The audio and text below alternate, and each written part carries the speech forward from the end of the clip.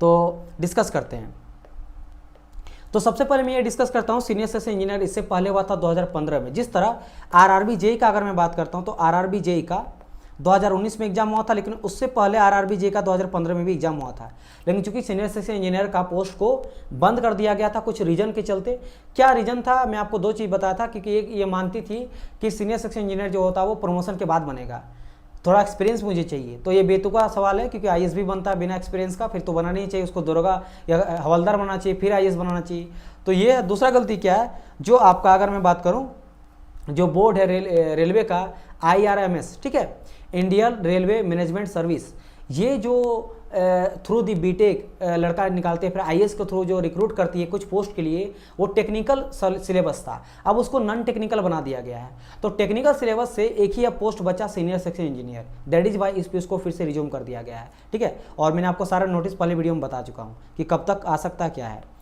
तो देखो यहाँ पे सीनियर सेक्शन 2015 का अगर बात करूँ तो 60 पूछा था आपका नॉन टेक्निकल से, और टेक्निकल से आपको कितना पूछा था, टेक्निकल से पूछा था आपको 90 नंबर। तो इन दोनों को अगर मिला देंगे तो कितना हो जाएगा, एक सेकंड, ये आपका नॉन टेक्निकल है यहाँ से लेकर यहाँ तक 60, एंड टेक्निकल का बात करेंगे तो आपको 90 नंबर पूछा था। जो इसी ब्रांच से आप बिलोंग करते हो वहाँ से 90 नंबर पूछा था। टोटल मिला के 150 नंबर होता है, और क्वेश्चन भी 150, मतलब एक नंबर एक क्वेश्चन का।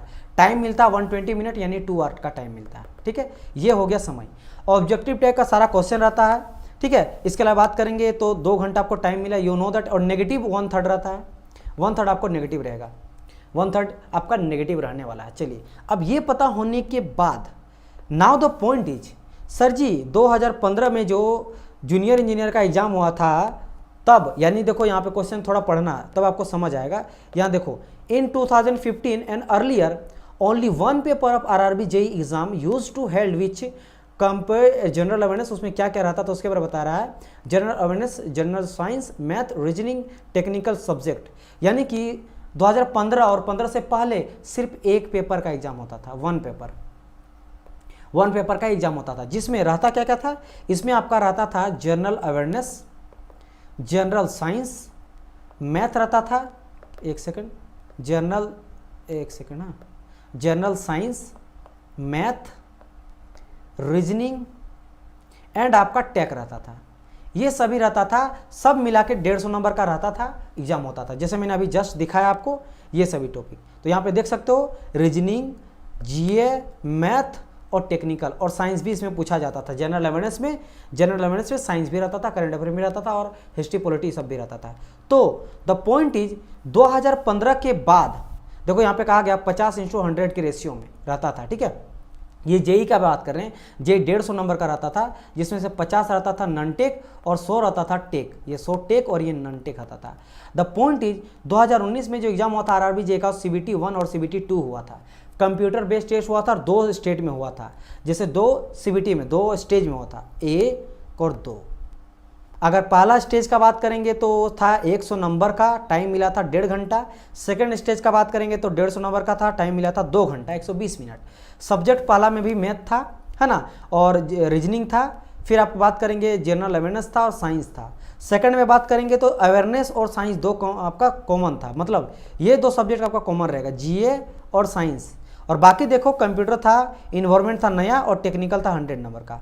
तो क्या सर इस बार का एसएससी में भी सीनियर सेक्शन इंजीनियर में भी चेंज होगा? तो इसका चांस बहुत बड़ा है, क्योंकि देखो यहाँ पे टीसीएस एग्जाम लेती थी, एएलपी का भी, ग्रुप डी का भी, इसके अलावा आपका टेक्नीशियन का भी ली थी एग्जाम टीसीएस। तो इसके वाला एक एग्जाम ली थी साइको का RDSO, तो इसको जाने तो अधिकतर टीसीएस एग्जाम ले रही है। तो कहीं ना कहीं टीसीएस का पैटर्न ये रहेगा। तो क्या ये चांस बनता कि चेंज होगा? तो एक्सपेक्टेड, जैसे मैंने कहा ना, कट ऑफ के बारे में और इस सब के बारे में एक्सपेक्टेड ही कहा जाता है, according to sources, authentic sources. जितना मैंने समझा उस बेसिस बता रहा हूँ। एक्सपेक्टेड में बोल सकता हूँ कि हो सकता है, काफ़ी चांस है। होगा तो क्या रहेगा?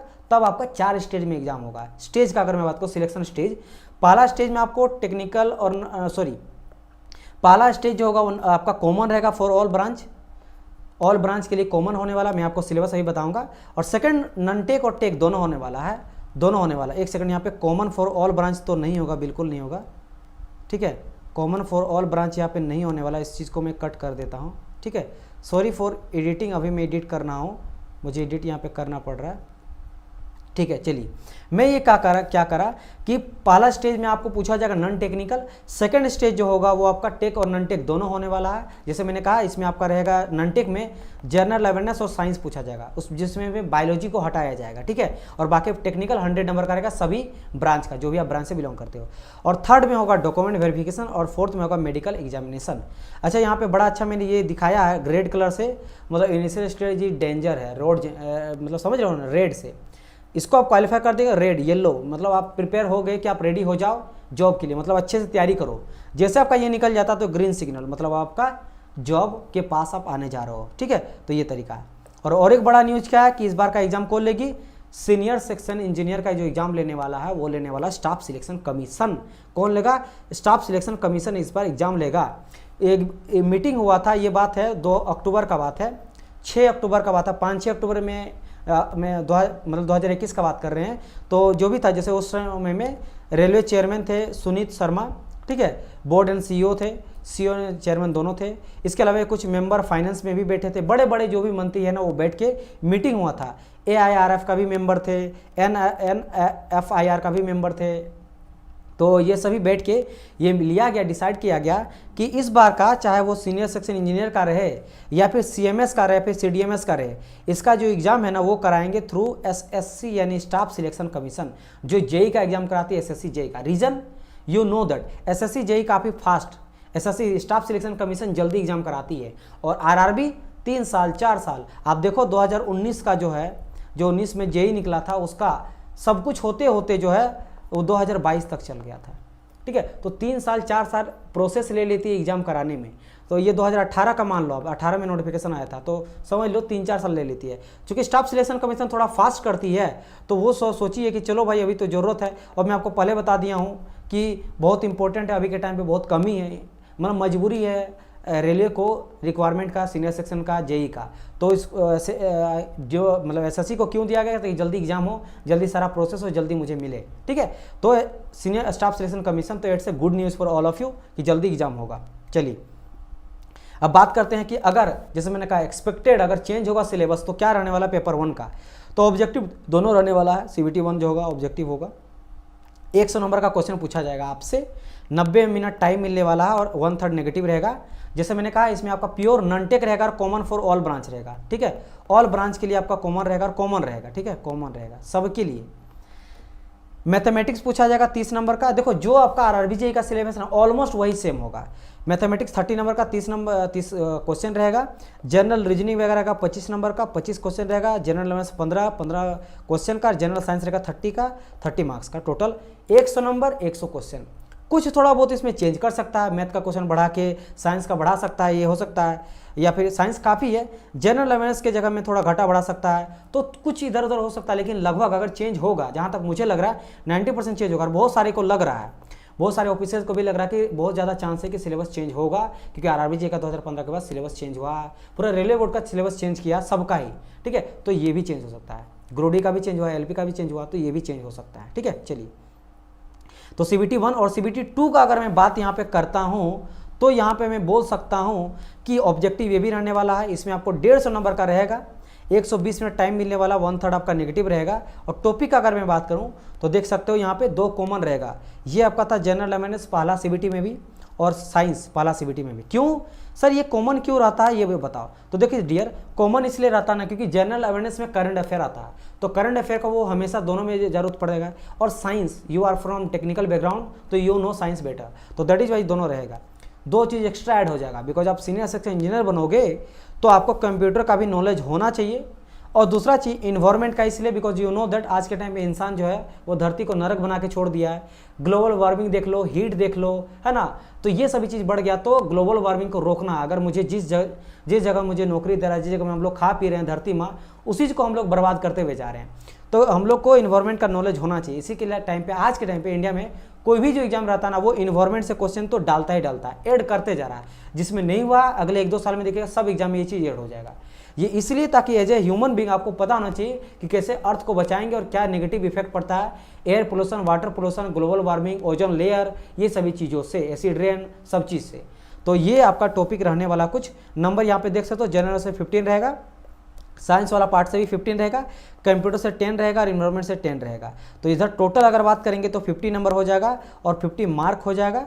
एंड अगर बात करें टेक्निकल 100 नंबर पूछा जाएगा। टोटल मिला के 150 नंबर का क्वेश्चन रहेगा और आपको टाइम मिलेगा 2 घंटा, ठीक है, यानी कि 120 मिनट मिलेगा टाइम। यानी कि एक क्वेश्चन को करने के लिए आपको 150 यहाँ पे रहेगा, क्या 150 रहेगा आपको क्वेश्चन, और टाइम कितना मिलेगा 120 मिनट टाइम मिलेगा। तो आप यहाँ पे देख सकते हो कि आपको एक क्वेश्चन के लिए एक टाइम भी नहीं मिलने वाला है। तो सिलेबस उतना फास्ट नहीं पूछा जाएगा, एकदम इजी लेवल या फिर मीडियम लेवल पूछा जाएगा। कुछ 15, ये हमेशा देखना, एक चीज़ आपको पता है कि नहीं, जो कोई भी एग्जाम आज के टाइम पे सेटअप कर रही है ना यूपीएससी को छोड़ के, तो कुछ सेटअप करती है इस तरीके से 40, ठीक है, और 60-40 करता है। 1 सेकंड, 60 30 40 कह के चलेंगे। देखो कभी कभी 60 लेता है, 20 लेता है, और आपका कितना हो गया, ये आपका 10 लेता है, या फिर कभी 40 30 एंड 10, ठीक है, 40 हाँ देखो क्या है ये बताते हैं आपको। ये जो रहता ना 60, देखो 60 और यहाँ पे हो गया 60 और 20 हो गया 80, और यहाँ पे 20 नहीं, ये 30 होता है, बिल्कुल सही। मैं आपको बता रहा हूँ कि मैं लिख क्या रहा हूँ, यही रहता है। कभी कभी ये फॉलो करता है, इसको अभी जाने दो, मुझे कंफर्म याद नहीं हो रहा, कुछ इसी तरह का रहता है। ये क्या है मैं बताता हूँ। एग्जाम पैटर्न कुछ आरआरबी का ऐसा रहता है कि 60 जो रहता है ना वो इजी लेवल का रहता है। इजी मतलब हर वो लड़का जो अच्छे तरह से पढ़े, ये नहीं कि मुझे कुछ नहीं आता लगा लेंगे, नहीं, जो लड़का अच्छा से पढ़ा है ना वो 60 क्वेश्चन को अटेम्प्ट कर सकता है। 30 क्वेश्चन जो रहता है वो लड़का थोड़ा मीडियम रहता है। मीडियम मतलब जो थोड़ा अच्छा से पढ़ा है, जैसे सिलेबस अच्छे से पढ़ा है, प्रीवियस ईयर का पेपर लगाया है, क्वेश्चन प्रैक्टिस किया है, अच्छे से समझा कॉन्सेप्ट को, तो लगा सकता है। 10 जो क्वेश्चन रहता है वो वही लड़का लगा सकता है जो नहीं रहता है, थोड़ा सा अनएक्सपेक्टेड स्टूडेंट रहता है, कोई ब्रिलियंट स्टूडेंट रहता है, मतलब कुछ ऐसा क्वेश्चन रहता है जो काफ़ी डीप रहता है। तो ऐसा आज के टाइम पे पैटर्न पूछा जा रहा है। अभी थोड़ा चेंज भी किया, वही मैं याद कर रहा था कि ये शायद इजी वाले को थोड़ा कम कर दिया गया, 40 कर दिया है, ठीक है, और इसको थोड़ा सा कर दिया गया 30, और इसको शायद 20 कर दिया गया, इस तरीके से कर दिया है। तो कितना हो गया 40 + 2 60 30। तो इसमें कुछ चेंज है, शायद इसमें 45 वगैरह किया गया, मतलब ये इजी मीडियम और हार्ड, ठीक है, 45 और ये शायद 25 इस तरह कुछ किया है। तो इस तरह का पैटर्न रहता है। तो आप किसी भी एग्जाम के लिए आप प्रिपेयर करते हो ना, तो कुछ इजी क्वेश्चन रहता है, कुछ टफ रहता है, कुछ मीडियम लेवल का रहता है। तो अगर आप अच्छे से पढ़ाई कीजिएगा तो इन दोनों को आप क्रैक कर सकते हो। कौन कौन सा को, एक तो आपका इजी वाला हो गया और मीडियम वाला हो गया। अगर आप बहुत अच्छे से पढ़ेंगे तो आप तीनों को ले सकते हो, ठीक है।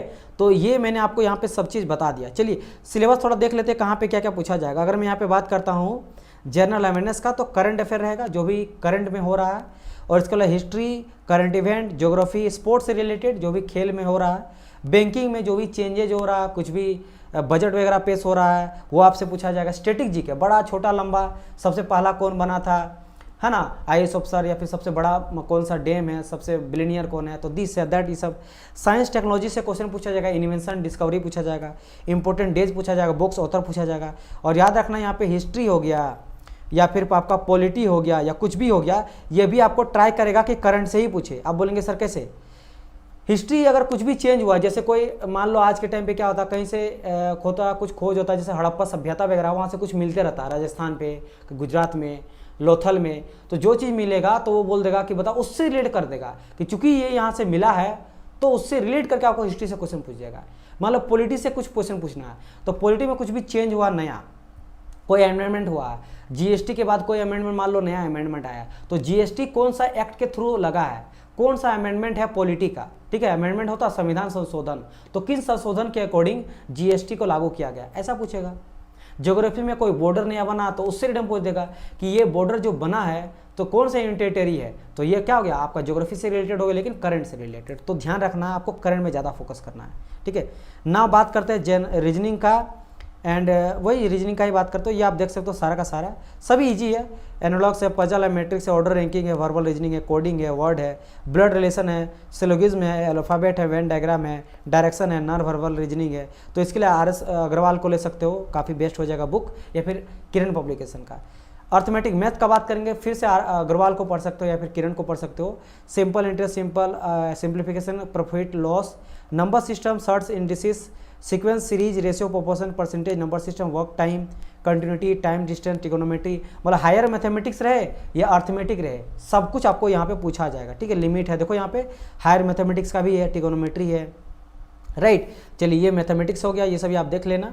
और यहाँ पे दिया गया सारा मैकेनिकल का, इलेक्ट्रिकल का, सिविल का, सब जो है सिलेबस दिया गया। तो यहाँ पे कंप्लीट नहीं बताता है सॉम, तो आपको सॉम तो एक पूरा का पूरा चैप्टर है, तो आपको कंप्लीट पढ़ना पड़ेगा, ठीक है। तो आपको सारे टॉपिक को पढ़ना है, तो इसीलिए मैं कह रहा हूँ कि इसके लिए बेटर अगर इसको करना ना तो RS खुरमी एंड RK जैन को जरूर लगा लेना, ठीक है। वैसे आप सीनियर सेक्शन के लिए जा रहे हो तो आपको क्या लगाना है, थोड़ा सा IS का भी क्वेश्चन लगाना है, गेट के प्रीवियस ईयर पेपर का लगाना है क्वेश्चन, एंड RK जैन का लगा लेना, बेटर आपके लिए RK जैन होगा। जेई के लिए RS खुरमी होता है तो आप जैन लगा सकते हो, RK जैन, है ना। और IS का प्रीवियस ईयर का पेपर 10-15 साल का, गेट का 15-20 साल का क्वेश्चन पेपर लगाना है। पढ़ाई के साथ साथ जो आप कोर्स लीजिएगा उसके अकॉर्डिंग ये एक्स्ट्रा आपको लगाना है। RS खुरमी लगा सकते हो, ऐसा बात नहीं है, उसमें बहुत सारा आ जाता है ऑब्जेक्टिव। यहाँ मैं काट दिया, गलत किया, ये भी काफ़ी इंपॉर्टेंट है ऑब्जेक्टिव के रिलेटेड, तो इससे बेटर कोई बुक ही नहीं है, इसलिए RS Khurmi is best book for JE exams. तो ये भी काम करेगा कोई ना कहीं, तो आपको ऑब्जेक्टिव क्वेश्चन यहाँ भी पूछा जाएगा, ठीक है।